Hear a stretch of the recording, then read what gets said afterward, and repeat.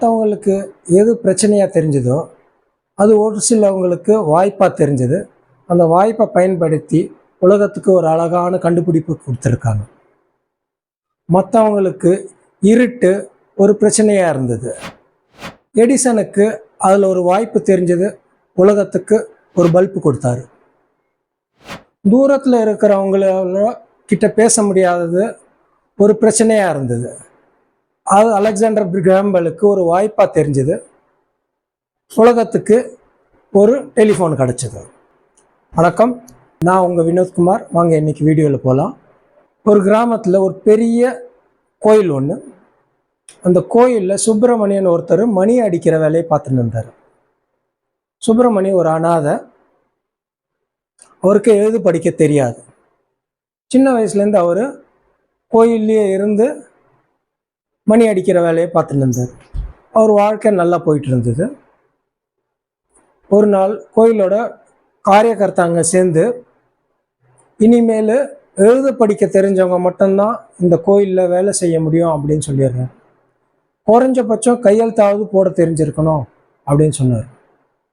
சுப்பிரமணியன் காரியகர்த்தா கிட்ட எவ்வளோ வேண்டி விரும்பி கேட்டாலும் காரியகர்த்தா யாருமே ஒத்துக்கலை.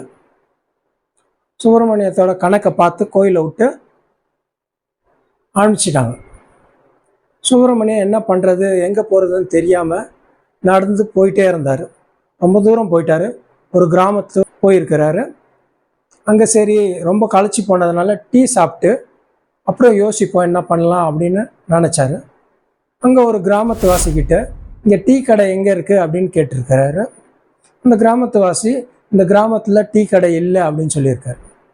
இப்போ சுப்பிரமணிக்கு தோணுது, ஏன் நம்மளே இங்கே ஒரு டீ கடை போடக்கூடாது அப்படின்னு நினச்சி கையில் இருந்த காசை வச்சு அந்த கிராமத்தில் ஒரு டீ கடை போட்டார். டீ கடை நல்லா ஓடுது.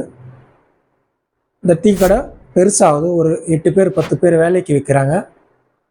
அப்புறம் அக்கம் பக்கம் கிராமத்துலேயும் அவர் டீ கடை திறக்கிறாரு. எல்லா கடையும் நல்லா போயின்னு இருக்கு. வர வருமானத்தில் செலவு போய் மிச்சம் உள்ள பணத்தை அவர் பேங்க் அக்கௌண்ட்டில் போட்டுருவார். ஒரு நாள் பேங்க் மேனேஜர் சுப்பிரமணியோட கணக்கை பார்த்துட்டு இருக்கும்போது அவர் கணக்கில் கோடிக்கணக்கான ரூபாய் வருஷக்கணக்காக சும்மா இருக்குது. அதை பார்த்த உடனே மேனேஜர் வந்து சுப்பிரமணியக்கிட்ட போய் பேசுகிறார்.